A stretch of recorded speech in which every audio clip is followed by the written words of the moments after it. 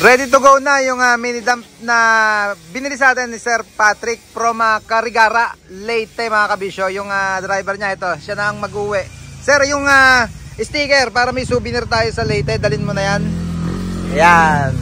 Ito na mga kabisyo at iuwi na nga nila. Ito yung mini dump na binili sa atin, 4H G1 inline na straight chassis. Yan, straight chassis yan na pinatong natin yung molye at naglagay tayo ng baby chassis. Kaya ang ganda ng tindig niya mga kabisyo pagka makikita nyo sa kahit sa video or sa actual na makita nyo itong mini dump nito. Ayan na siya. Siyempre pinturado rin ang bed niyan na batik-batik. Wala man lang alon yung bed niya. Ganda. Tinest drive ko na to. Ako na nag-test drive mula Santa Maria hanggang Pulumbuangin. Umikot ako hanggang dito sa Barangay Amsapa. All goods naman at all goods na rin. Aircon, ilaw, check na namin lahat. Brand new battery siyempre pagka bibili kayo sa amin ng unit. Tapaludo, ito pinasunod ko na yan. Dati kasi stock lang yan no, item. Sabi ko parang hindi ba bagay doon sa forma na ginawa natin, pati sa kulay. Pinapula ko kasi yung under chassis niyan. Pinaitim ko naman yung differential, pati I-beam molye. Nakaitim na pati stabilizer.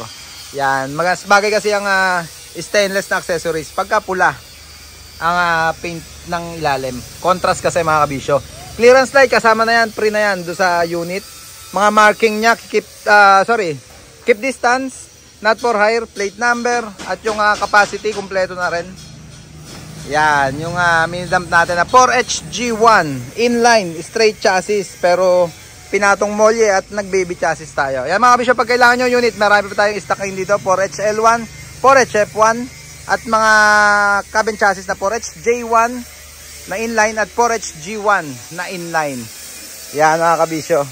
Tawag lang kayo sa number na naka-flash sa screen natin pagka o-order kayo. Pati upholster rin na to. Siyempre kasama na rin yan. Nakabalot pa ng plastic. Yan. Brown at black. Yung ginawa nating concept dyan. Pakita ko lang. Ayan o. Brown at black.